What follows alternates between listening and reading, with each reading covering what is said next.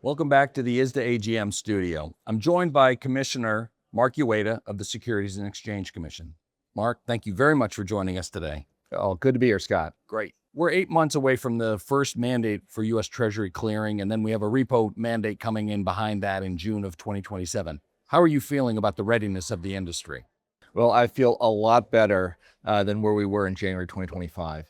We had a very aggressive timeline for implementation when the rule was first adopted at the end of 2023. One of the first things that I did when I was the acting chairman was to get consensus among our 3 commissioners to move to extend those deadlines by 1 year, which is what a lot of market participants had requested. It is so important. The Treasury markets are fundamental to the global capital markets that we get this implementation right. So we've taken a number of steps, largely in response to concerns that have been identified by market participants as to potential frictions, uncertainties, other perhaps unintended effects that have since come to light about the Treasury clearing mandate. So for instance, we've done things to address broker-dealer capital requirements. We have approved 2 new clearing agencies for this. We've also approved collateral in lieu to address, for instance, mutual funds and ETF holdings. So there are a lot of things, but we still have more to do. Yeah. And the industry has more to do. We've got to get the documentation ready. We've got to get the operational items ready to connect and begin trading and clearing. And those are available today. I mean, firms can do that today. And then there's the issue of capital and the cross-border application. Let me ask you about the cross-border application, because this is something the SEC has provided some guidance. How do you feel about the extraterritorial reach on this? Well, there are 2 big issues that remain outstanding.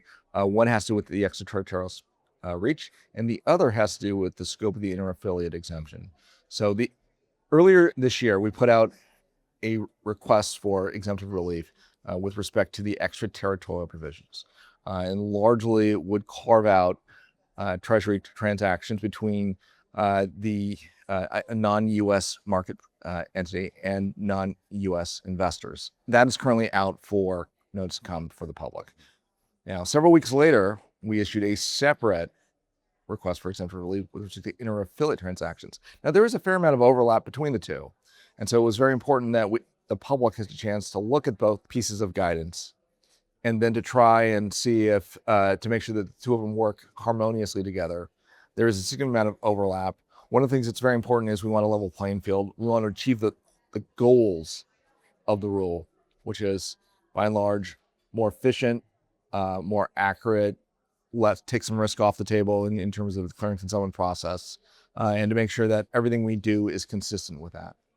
Great. Well, you've always been available to the industry to provide feedback and comment. We are grateful for that 1-year delay to kind of get our house in order and get ready for this mandate. We're supportive of it, and now we just have to go out and do it. So thank you very much. Well, thank you.